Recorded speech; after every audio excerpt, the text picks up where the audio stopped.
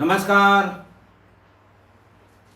आज मैं फिर आपके सामने अपराध की एक और घटना लेकर आया हूं। आज के अपराध की घटना सीरियल किलर की श्रृंखला की अगली श्रृंखला है।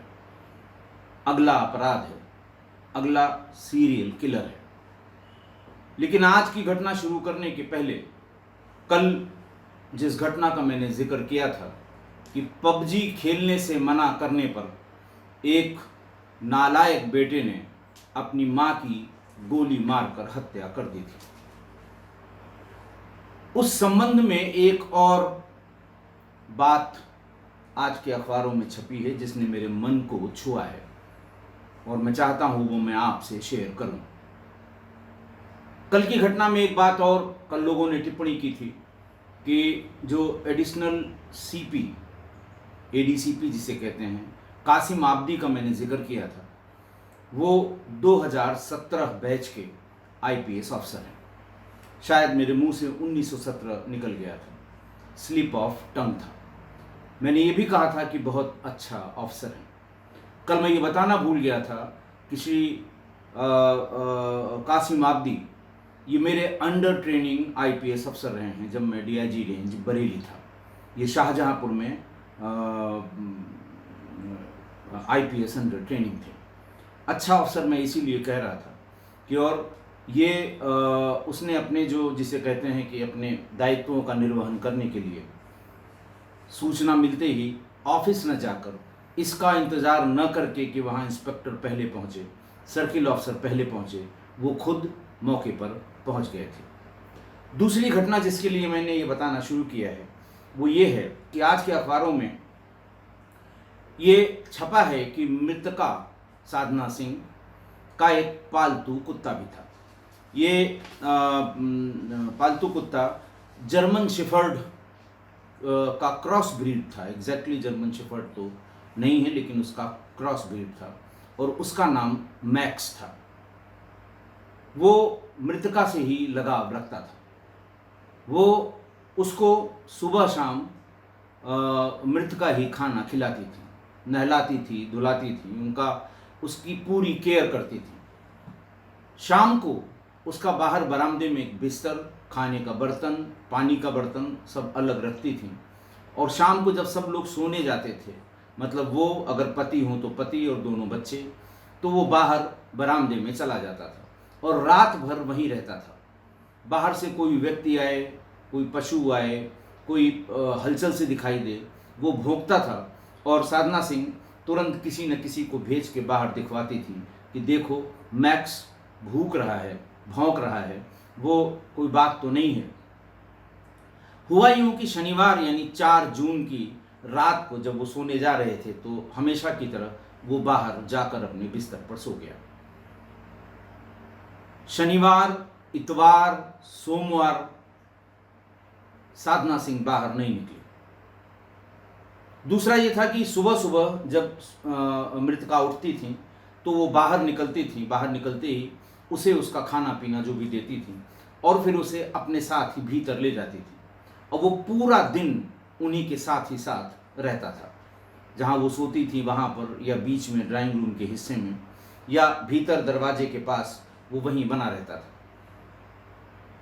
तो शनिवार, इतवार, सोमवार और मंगलवार की सुबह 7 बजे तक वो वहीं पर पड़ा रहा। किसी ने उसको खाना नहीं दिया। उस पर 3-4 या 4-5 ब्रेड के टुकड़े पड़े थे। संभवतः बेटे ने उसे कुछ ध्यान आया होगा, जब वो अपनी बहन के लिए नाश्ता लेकर आ रहा था उसी में से उसने ब्रेड के कुछ टुकड़े उसे डाल दिए थे, लेकिन उसने खाया नहीं। वो मंगलवार को भी सुबह उसके बर्तन में पड़ा हुआ था। दोपहर बाद जब उसकी बॉडी सील करके और वाहन से ले जाई जा रही थी तो मैक्स उसके पीछे पीछे काफ़ी दूर तक गया। बाद में जब वो स्पीड उसकी आ गई होगी वापस लौट आया। वापस लौट कर वो फिर उसी जगह पर जहाँ पर वो सोता है वहीं पर पड़ा रहा। मंगलवार को जब बेटे को पुलिस थाने पर ले गई पूछताछ के लिए, बिटिया अपने चाचा के पास चली गई। दोपहर बाद जेसीओ श्री नवीन सिंह वापस आए वो भी थाने पर चले गए। पोस्टमार्टम के बाद लाश मिल गई। बृहस्पतिवार को नवीन सिंह ने अपनी पत्नी का दाह संस्कार यहाँ का जो शमशान घाट है भैंसा कुंड वहाँ पर किया और वहीं से अस्थियाँ लेकर वो इलाहाबाद संगम की तरफ चले गए। पीहू यानी बेटी को उसके नाना नानी ले गए। उनका कहना था कि वो सदमे में है, हम उसे थोड़े दिन तक अपने पास रखेंगे ताकि वो सामान्य हो सके। और बेटा बृहस्पतिवार को जेल चला गया। यानी करीब 5 दिन से मैक्स भूखा रहा। जब सारे लोग चले गए तो गेट के बाहर ताला बंद, नवीन ने अपना ताला बंद किया और वो अपने अस्थियां विसर्जित करने के बाद अपने गृह जनपद चले गए। मैक्स मेन गेट के बाहर खड़ा रहा। बिना खाए पिए थोड़ी देर बाद वो बैठ गया। मोहल्ले के कुछ डॉग लवर्स जो एनजीओ के लड़के हैं, उन्होंने जब ध्यान दिया तो उसे खाना खिलाने की भरपूर कोशिश की, लेकिन उसने नहीं खाया। शाम को जो इसी एनजीओ का जो शेल्टर होम होता है, जहाँ ये आवारा कुत्तों को, बीमार कुत्तों को लोग ले जाते हैं, उनकी दवा इलाज करते हैं, खाते पिलाते हैं, शौक है और हर ज़िले में हर जगह ऐसे एनजीओज़ मौजूद होंगे। जब उसके 4-5 लोग वहाँ पर वाहन लेकर आए तो उसने कड़ा विरोध किया। किसी तरह उसे उस गाड़ी में बिठाकर केयर टेकर के यहाँ ले जाया गया, लेकिन जब तक ये समाचार सुबह निकला है या जब लिखा गया होगा, उसने खाना नहीं खाया था। श्री नवीन सिंह को इस बात की सूचना दे दी गई कि आप जब भी यहाँ आएँ तत्काल यहाँ इस शेल्टर होम में या इस जो इसका केयर टेकर होम है वहाँ पर आ जाएं, इसको ले जाएं, अन्यथा इसके लिए जीना या इसके लिए सरवाइव करना थोड़ा मुश्किल होगा। आज के वो अखबार की वो कटिंग, कुत्ते की वो हालत और एक हमारे डॉग लवर ने उसकी एक फ़ोटो जो वो खाना खिलाने की कोशिश कर रहे थे वो भी मुझे भेजी है। ये दोनों ही फ़ोटो मैं कम्युनिटी पर पोस्ट कर रहा हूँ। कहने का आशय सिर्फ ये है कि एक नालायक औलाद ने, जिसको उसकी माँ ने 9 महीने गर्भ में रखा, पाल पोस कर बड़ा किया, सारा प्यार दुलार दिया, सारी सुविधाएं दी, पढ़ाने का इंतज़ाम किया, समय समय पर होने वाली उसकी ज़रूरतों को पूरा किया, लेकिन उसने अपनी माँ की हत्या कर दी। और एक जानवर न जो बोल सकता है न कुछ कह सकता है, सिर्फ उसके मन में अपनी मालकिन के लिए कितना आदर है। उसने अपनी मालकिन के प्यार और दुलार का हक अदा किया है। मैक्स को मैं सल्यूट करता हूँ, उसकी वफादारी को सल्यूट करता हूँ और अपनी मालकिन के प्रति उसकी श्रद्धा को सल्यूट करता हूँ। आप वो फ़ोटो कम्युनिटी में ज़रूर देखें। क्रॉस ब्रीड है जर्मन शेफर्ड का, ऐसा लगता है देखने में, लेकिन उसकी वफादारी में कोई कमी नहीं है। और कल शाम तक जब शायद ये समाचार लिखा गया होगा, उसने 8 दिन से खाना नहीं खाया था। अब मैं आज जिस सीरियल किलर के बारे में बताना चाह रहा था, ये बात शुरू हुई सितंबर 2003 से। 2003 में, और आज का जो सीरियल किलर है वो केरल से संबंधित है, केरल राज्य से, हमारे देश का सुदूर दक्षिणी राज्य, सबसे अंतिम राज्य। वहाँ एक जिला है, अब उसका नाम थ्रिसूर हो गया है, पहले ये त्रिचूर था। इस थ्रिसूर में एक पुलिस स्टेशन है, माला पुलिस स्टेशन।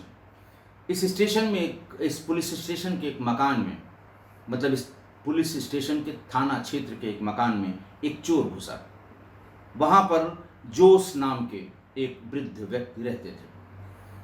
उनके सिर पर सब्बल मारकर उनकी हत्या हो गई और उनके घर में 17,000 रुपये और एक वीडियो कैसेट प्लेयर चोरी कर ले गया जो भी आया था। खैर, पुलिस ने FIR लिखी और उसकी विवेचना शुरू हुई। मार्च 2004 में उसी थाना क्षेत्र में नसीबा नाम की एक 51 साल की महिला रहती थी। घर में चोर घुसा। चोर की खटपट सुनकर नसीबा ने आवाज़ दी। चोर ने उनके सिर पर भारी वस्तु से प्रहार करके उनकी हत्या कर दी। चीख पुकार सुनकर उनके घर में दो और रिश्तेदार महिलाएं जो आई थीं, जिनमें से एक का नाम फौजिया, उम्र 23 साल, दूसरे का नाम नूरजहां, उम्र 28 साल, और इन दोनों के दो बच्चे छोटे जो रोने लगे बुरी तरह से, उन दोनों बच्चों को भी, यानी कुल 5 लोगों की सिर पर भारी वस्तु मारकर हत्या कर दी गई। उनके घर से भी जो जेवर और नकदी मिला वो उठाकर चोर ले गया। चोर या चोरों का समूह वो ले गए। 2 महीने बीते। 30 मई 2004 को ननी कुट्टी अम्माल, एक वहाँ की रिस्पेक्टेड महिला थी, उम्र थी 74 साल। इसके पहले मैं ये बता दूं कि नसीबा, फौजिया, नूरजहां, जहाँ इनकी हत्या हुई थी, इन तीनों महिलाओं के साथ दुष्कर्म भी किया गया था। लेकिन ननी कुट्टी अम्माल जो 74 वर्ष की बुजुर्ग महिला थी, उनके घर में भी चोर घुसा। आहट सुनी, कुट्टी अम्माल ने आवाज दी, उनके सिर पर चोट मारी, उनके साथ बलात्कार किया और फिर उन्हीं के घर में रखी तलवार से उनकी गर्दन काट दी। ननी कुट्टी अम्माल की बहन का बेटा नारायण अय्यर, जिसकी उम्र 60 साल थी, उसको भी इस खटपट और आवाज से जब वो उठा तो उसके सिर पर भी भारी वस्तु से हमला करके और उसकी गर्दन भी काट ली। उनके घर से 44 गिन्नी जो ब्रिटिश पीरियड के सोने के सिक्के होते हैं, जिनका वेट 8 ग्राम, जो तोले से, जिसकी तौल तोले से होती है, 1 तोला सोना यानी 8 ग्राम, उस गिन्नी से ही उसकी तौल की जाती है। ये उस जमाने के सोने के सिक्के हुआ करते थे। उनके यहाँ से 44 गिन्नी, प्रत्येक गिन्नी की का वेट वही 8 ग्राम, और 15 ग्राम और चांदी के सिक्के ये चोरी करके ले गया।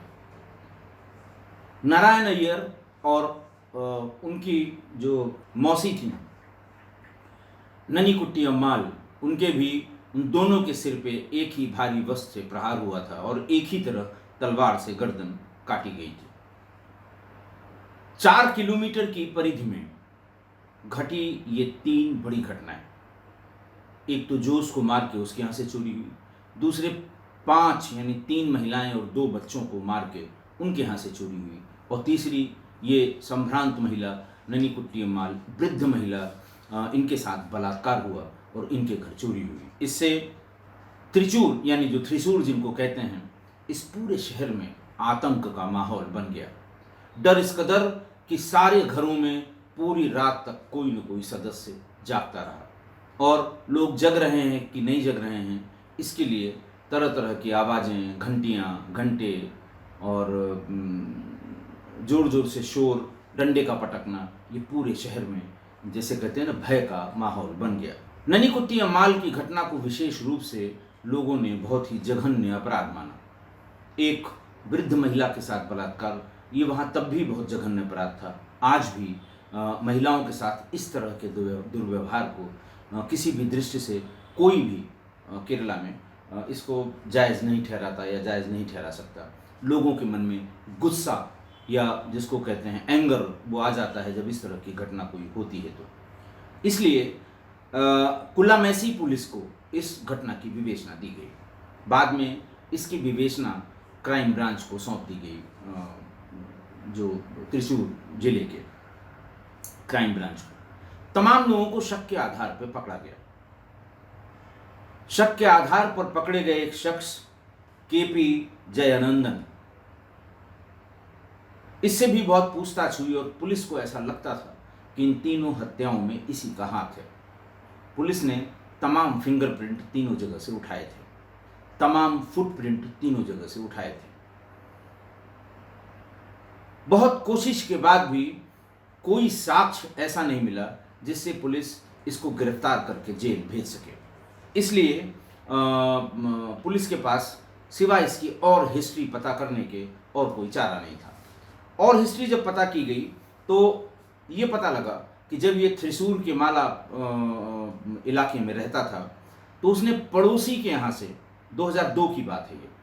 पड़ोसी के यहाँ से एक नई साड़ी चोरी कर ली और अपनी पत्नी को उपहार स्वरूप गिफ्ट कह के उसको दिया।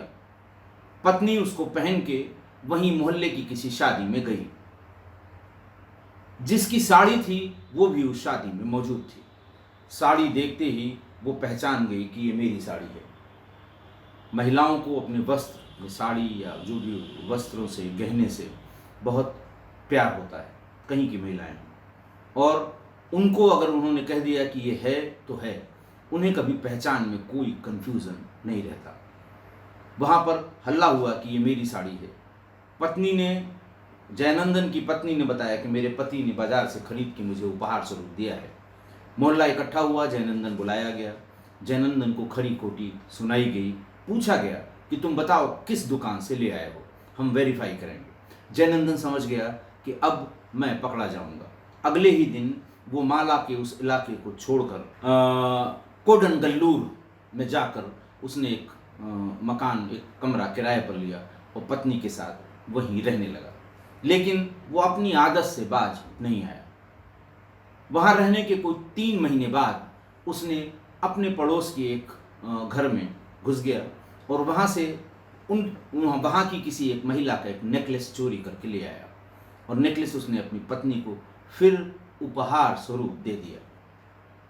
जिनके यहाँ से ये नेकलेस चोरी हुई थी, उन्होंने भी पता करते करते करीब 15 दिन बाद पुलिस को इत्तला की, घर की तलाशी हुई और ये नेकलेस बरामद हो गया।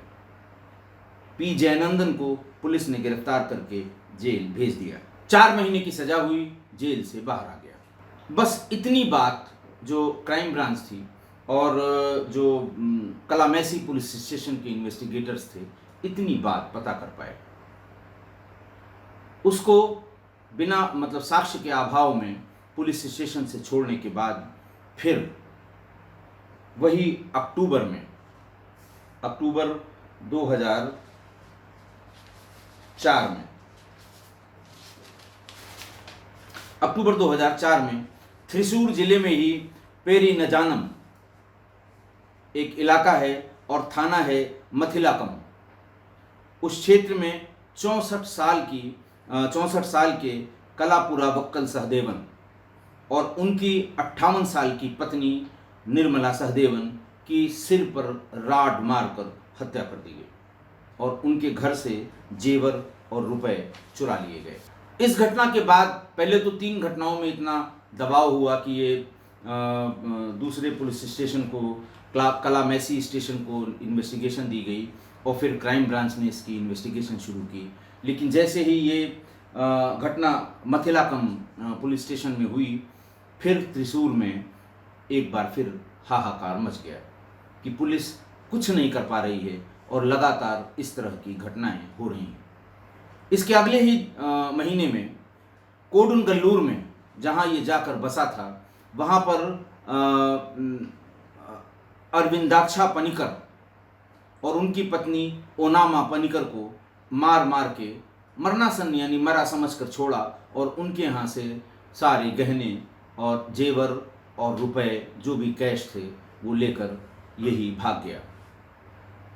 अब अंदाज़ा हल्का हल्का लोगों को लग रहा था कि शायद यही होगा।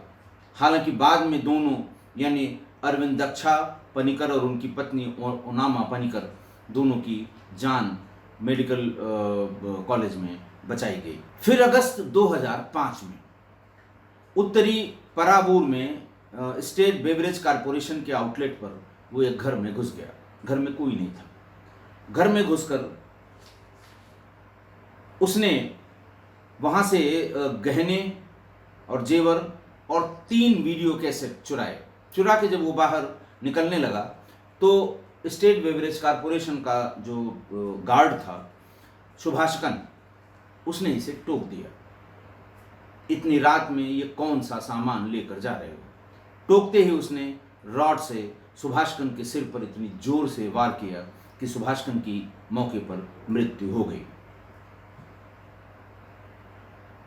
साक्ष्य के अभाव में इस जयनंदन को छोड़ने के बाद इन 3 बड़ी घटनाओं में पुलिस को फिर ये शक होने लगा कि लगता यही है कि इसी आदमी ने ऐसा किया है।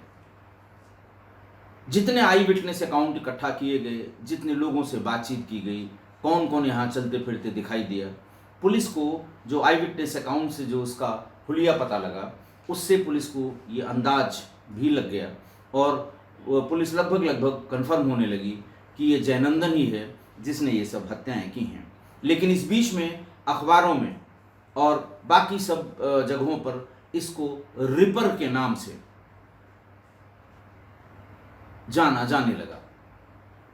जैसे कहते हैं कि रिपर ने एक और घटना की, रिपर ने एक और, क्योंकि नाम का बहुत ज़्यादा पता किसी को लगा नहीं था, रिपर के नाम से ये मशहूर हो गया। पुलिस ने फिर नए सिरे से जो जिस घटना में यानी ननीकुट्टी अम्माल और नारायण अय्यर की हत्या में इसको जिस केस में वो लाई थी, फिर उसको ढूंढने लगी। पुलिस ने 2006 में इसको फिर गिरफ्तार कर लिया। गिरफ्तार करके इसको बिगूर सेंट्रल जेल में भेज दिया गया। इसके बाकी गिरफ्तार करने के बाद इसने 7 हत्याओं और 30 चोरियों के बारे में बताया। पुलिस कागज पत्र तैयार करने लगी ताकि चार्जशीट भेज के जल्दी से जल्दी इसका ट्रायल शुरू हो सके। साल भर जेल में था ही था कि 2007 में ये बिगूर सेंट्रल जेल से चादरों की रस्सी बनाकर, कटी हुई टहनियों से सीढ़ियां बनाकर रात में ये और इसके साथ 4 और कैदी जेल से फरार हो गए। और फिर वही हुआ, रात में जिसकी ड्यूटी थी, जिसकी वार्डन की ड्यूटी थी, वॉचमैन यानी वॉच गार्ड की जो ड्यूटी थी, सब सस्पेंड किए गए। खैर 2009 में, 2007 में ये भागा, 2009 में फिर पकड़ा गया। फिर लाके उसे थोड़ा ज़्यादा जो स्ट्रिक्ट, ज़्यादा सुरक्षित जेल थी, Coonoor jail, Coonoor central jail, वहाँ रखा गया। ये बात है 2009 की। 2010 में ये कुन्नूर जेल से भी इसी तरह दीवार फांद कर भाग गया। अब हाइट आप देखिए, 7 हत्याएं, 30 चोरी। पुलिस चार्जशीट तैयार करने में, केस डायरीज बनाने में, चार्जशीट सबमिट करने में, ट्रायल जल्दी शुरू कराने के चक्कर में फंसी रही और ये 2 बार जेल से कूदकर फरार हो गया। 2012 में पुलिस ने इसको फिर गिरफ्तार किया और इस बार केरल की सबसे सुरक्षित जेल पूजापुरा, उसमें इसे रखा गया। तमाम इस पे ड्यूटियां लगाई गई कि इसके मूवमेंट को वॉच किया जाए, फलाना किया जाए, ढिकाना किया जाए। लेकिन जून 2013 में वो पूजापुरा जेल से भी भाग गया। फाइनली जब इसमें इतनी थू-थू हुई केरल पुलिस की, बार बार 3 बार सब केरला की मशहूर सेंट्रल जेल से भाग जाना, जेल विभाग की तो हुई और पुलिस की भी बड़ी थू-थू हुई, बड़ी फजीहत हुई।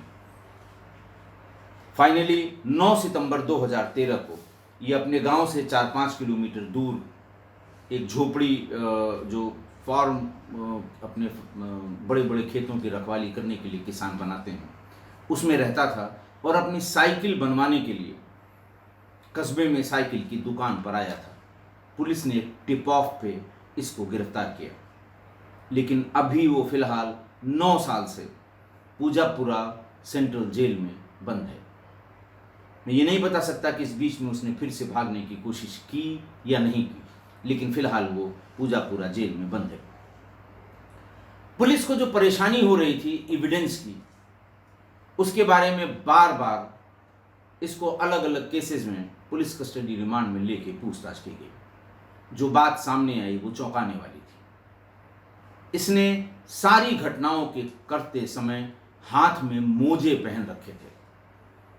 इसका ये कहना था कि इसके साथ जो लोग जेल में थे उनसे बातचीत करके ये पता लगा कि फिंगरप्रिंट से उनको सजा हुई है, फिंगरप्रिंट के कारण उनको सजा हुई है, या फिंगरप्रिंट की वजह से वो पकड़े गए हैं। लिहाजा उसने जितनी भी हत्याएं की, जितनी भी चोरियां की, उसने उसमें हाथ में मोजे पहनकर ये सारी घटनाएं की। दूसरी बात ये तो हो गया कि ताकि कोई फिंगरप्रिंट कभी पुलिस को न मिल सके। दूसरा, वहां रहते रहते ये भी पता लगा कि कुछ केसेस में केरल में स्नाइपर डॉग्स ने, खोजी कुत्तों ने, डॉग स्क्वाड ने कुछ अपराधियों का पता कर लिया था जिसके कारण वो जेल में थे। इसकी भी तोड़ उसने निकाली। हर घटना स्थल पर ये केरोसिन ऑयल यानी मिट्टी का तेल छिड़क दिया करता था, और जिस घर में कुकिंग गैस के सिलेंडर होते थे वो सिलेंडर थोड़ा सा उसका बहुत ज़्यादा फ्लो न रहे, थोड़ा सा उसको खोल दिया करता था ताकि स्नाइपर डॉग को स्मेल की जगह कुकिंग गैस सिलेंडर का ये कुकिंग गैस और केरोसिन ऑयल की स्मेल मिले और वो हमारा पीछा यानी मेरे स्मेल का पीछा न कर सके। तीसरी बात जो टेक्निकली या मुझे समझ में नहीं आ रही है कि हर जगह उसने चिली पाउडर यानी जो मिर्चे का पाउडर है वो हर जगह हर घटना स्थल पर उसने फेंका था। इसी वजह से पहली बार गिरफ्तार होने के पहले पुलिस को यह अंदाजा लग गया था कि कुट्टियामाल की हत्या में जिस व्यक्ति को हम लोगों ने शक के आधार पर पकड़ा था उसी व्यक्ति ने ये सारी घटनाएं की होंगी, क्योंकि उस घटना स्थल पर भी मिट्टी का तेल, चिली पाउडर और गैस को खोल देने की घटनाएं हुई थी। इसीलिए पुलिस को किसी भी घटना स्थल पर कोई ऐसा फिंगरप्रिंट नहीं मिल पाया था जिसको इसके फिंगरप्रिंट से मैच कराया जा सके। कहीं ऐसा फुटप्रिंट नहीं मिल पाया था और कहीं भी डॉग स्क्वाड उनको कहीं किसी स्थान तक, किसी डेस्टिनेशन तक नहीं ले जा पाया था।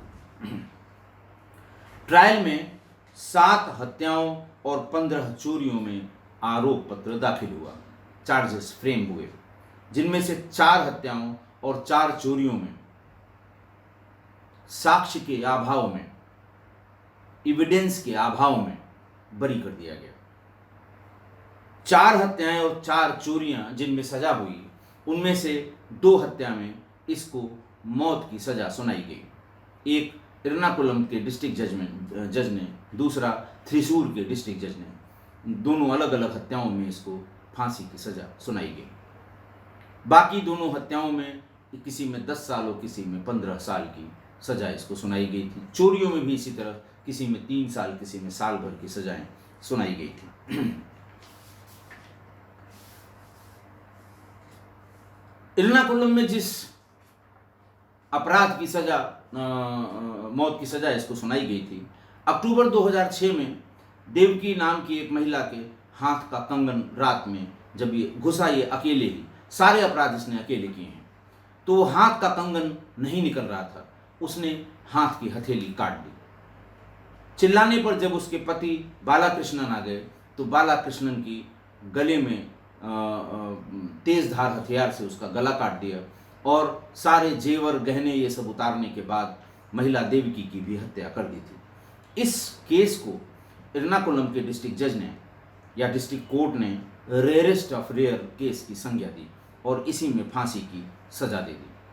तो 2 मामलों में फांसी की सजा की जब appeal high court, Kerala high court में हुई, तो इन दोनों मामलों को केरला हाई कोर्ट ने रेयरेस्ट ऑफ रेयर श्रेणी में मानने से इनकार कर दिया। इन दोनों ही केसेस में इसको, जयनंदन को आजीवन कारावास, लाइफ इम्प्रिजनमेंट विदाउट पेरोल, ये सजा सुनाई और इसी सजा की वजह से वो अभी भी जेल में, पुजापुरा के जेल में अभी भी वो सजा काट रहा है।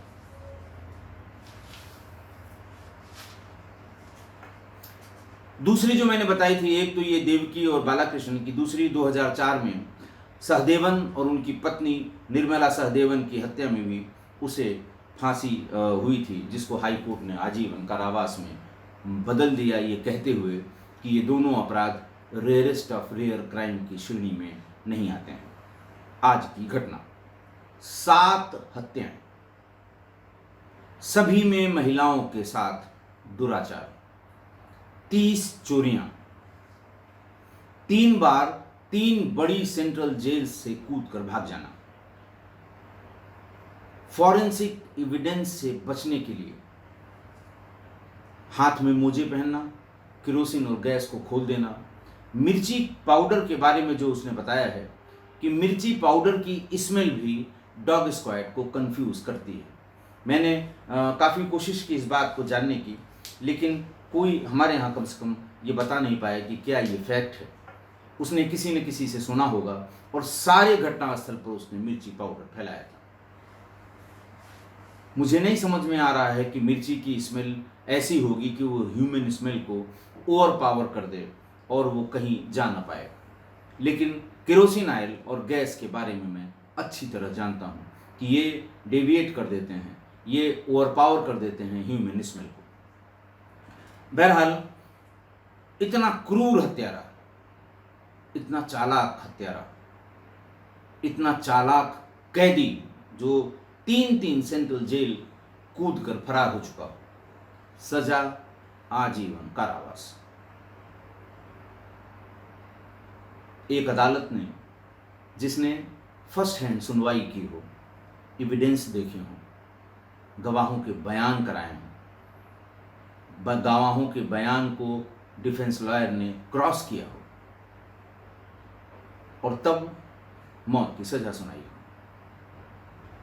उससे ऊपर वाली कोर्ट में तो वो सब कागज ही देखे जाते हैं कि किसने क्या गवाही दी थी, किसने क्या कहा था, क्या बरामदगी हुई थी, पुलिस की रिपोर्ट क्या कहती है, इन्वेस्टिगेशन की प्रोग्रेस कैसे हुई, किस तरह से चार्जशीट लगी, चार्ज किन किन धाराओं में फ्रेम किया गया, वो सब मीट आउट होते हैं कि नहीं होते हैं, ये सब चीज़ देखी जाती हैं। और माननीय न्यायालय ने इन दोनों को रेयरेस्ट ऑफ रेयर क्राइम की संज्ञा देने से इनकार कर दिया।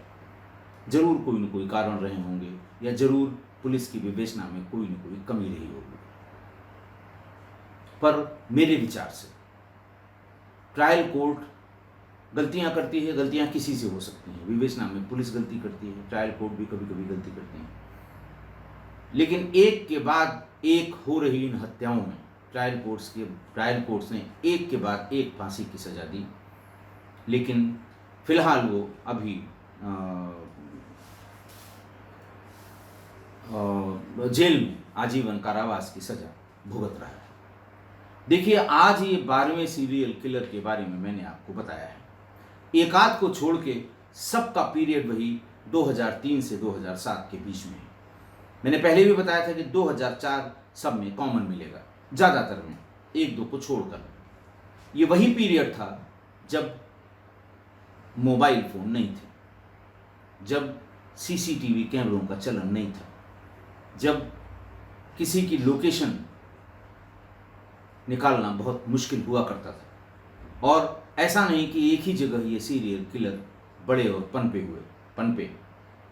मैंने आपको पंजाब की बात बताई, मैंने आपको उत्तर प्रदेश की बात बताई, मैंने आपको तमिलनाडु, केरला या साउथ के 2-3 स्टेट्स के सीरियल किलर्स का बताया। सब जगह एक ही जैसा हाल था। लेकिन अब इस तरह के अपराध संभव नहीं है और न ही इस समय इस तरह के अपराधियों का कहीं कहीं सुनाई पड़ता है। लेकिन इस केस में, जिसमें जयनंदन जेल में, पूजापुरा सेंट्रल जेल में बंद है, मैं ईश्वर से यही मनाता हूँ कि अब की बार ये जेल से न भागे। ये जितनी बार जेल से भागा है और जेल से भागने के बाद जो उसने हत्याएं की हैं, वो क्रूर से क्रूरतम होती चली गई थी। अगर अब की बार भागा तो निश्चित है और क्रूर अपराध करेगा। इसलिए किस्सा गोई परिवार से भी मैं कहूँगा कि ये प्रार्थना करें, इस बार किसी भी कीमत पर वो जेल से भाग न सके। आज के लिए बस इतना ही। बहुत बहुत धन्यवाद।